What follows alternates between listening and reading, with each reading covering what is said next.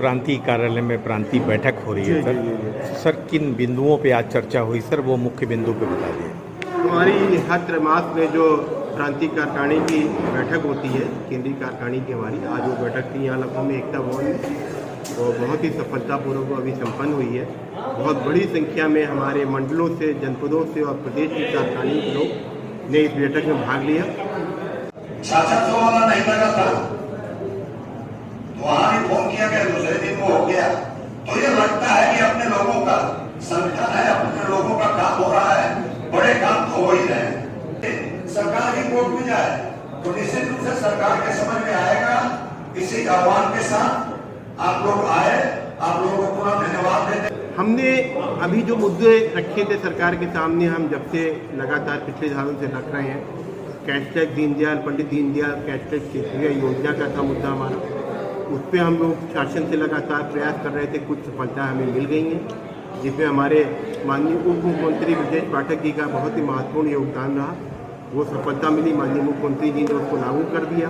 लेकिन अभी भी उसमें कई क्षेत्रों में, हमारे कई जनपदों में, अस्पतालों में वो सुविधा नहीं मिल पा रही। अभी हमने 28 तारीख को माननीय उप मुख्यमंत्री जी से फिर भेंट की थी।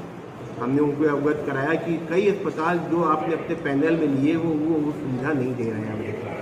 वो वहाँ या तो सुविधा उपलब्ध नहीं है या उनको रुचि नहीं है हमें इलाज कराने में, क्योंकि उनको या तो सरकार पैसा नहीं देगी या जो भी कारण है। तो उस पर उन्होंने गंभीरता से लिया और चीफ सेक्रेटरी को उन्होंने उसके लिए पत्र भेजा है हमारा, उस पर तुरंत ऐसी बैठक कराई जाए कि हर अस्पताल जो है वो हमें सुविधा देने के लिए तैयार है। दूसरा मुद्दा था कि हम लोग को राशिकरण का एक पेंशन में, जब हम पेंशन मिलती है तो पेंशन का 40% भाग हम लोग बेच सकते हैं। हम लोगों ने बेचा। उसका जो राशिकरण का पैसा की कटौती होती है वो 15 साल में होती है, और ये 15 साल की कटौती का फार्मूला तय हुआ था 1960 में, जब ब्याज दर जो 14-15% 18% है, अब ब्याज दर 5% है।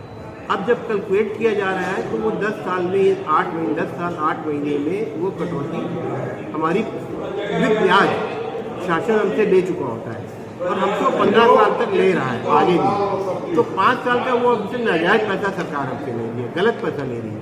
इस पर हमने पिछले अपने मांग पत्र में मांग भी रखी थी, शासन के सामने हम लोगों ने अपनी मांग पत्र रखी थी। उसके बाद कई लोग कोर्ट में गए, कोर्ट ने उसमें स्पष्ट की, जब कैलकुलेशन किया तो कैलकुलेशन में स्पष्ट हो गया कि 10 साल के लगभग में हमने जो पैसा लिया था वो मैं ब्याज सरकार को वापस कर दिया।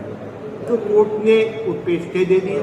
पंजाब कोर्ट के करीब 30-40 निर्णय हो चुके हैं पंजाब हाई कोर्ट के, फिर उत्तर प्रदेश हाई कोर्ट के भी ऐसे निर्णय हुए, और पंजाब सरकार ने और हरियाणा सरकार ने अपनी तरफ से शासनादेश जारी कर दिया है कि अब किसी की भी रिकवरी 10 साल के बाद ना की जाए। तो वही परसों हम जब इनसे माननीय मुख्यमंत्री जी से मिले तो हमने यही मांग रखी थी कि हम लोग की भी 11 साल में आप लोग कटौती, जो 11 साल जिनके पूरे हो गए उनकी कटौती से रोक लगाइए। तो उस पर उनकी सहमति है, उन्होंने उसको भी चीफ सेक्रेटरी से बात करके अवगत कराने का। तो आज हमारी ये प्रदेश कार्यकारिणी थी, कार्यकारिणी के लोगों में ये जागरूकता थी कि कैसे इसको हमें कराना है। संघर्ष की जरूरत होगी तो हम संघर्ष भी करेंगे आगे। तीन बिंदुओं पर आज चर्चा हुई है, बहुत सफलता। सरकार ने OPS के बदले में UPS दिया है सर, इसके बारे में क्या कहेंगे? UPS में देखिए कई चीज़ें ठीक है, जो हमारी मांग के अनुरूप शासन, जो हम कह रहे थे कि लास्ट वेतन का 50% प्लस DA, अभी तक उसका नहीं था, लेकिन लास्ट वेतन जो DA का हमें लाभ दिया जाए, वो सरकार ने इस बात को माना है, इसका हम स्वागत भी करते हैं। लेकिन अभी कई चीज़ें ऐसे हैं, जैसे हमारी ओल्ड पेंशन में हमारा कोई कंट्रीब्यूशन नहीं होता था, लेकिन UPS में 10% का हमारा कंट्रीब्यूशन जाएगा अभी। उसके बाद भी अभी जो एक बाध्यता लगा दी गई है कि 10 साल की सेवा जरूरी है, 10 साल पे सिर्फ 10,000 मिलेगा और 25 साल की सेवा पे 50% मिलेगा। तो ये कई कमियां हैं। हमने अभी तो स्वागत करते हुए हमने परसों माननीय उप मुख्यमंत्री जी से भी कहा है कि प्रदेश सरकार जब इसको लागू करे तो इन कमियों का भी जो है निराकरण करा दे, जिससे पूरी तरह से हमारा कर्मचारी समुदाय जो है आने वाला वो संतुष्ट हो।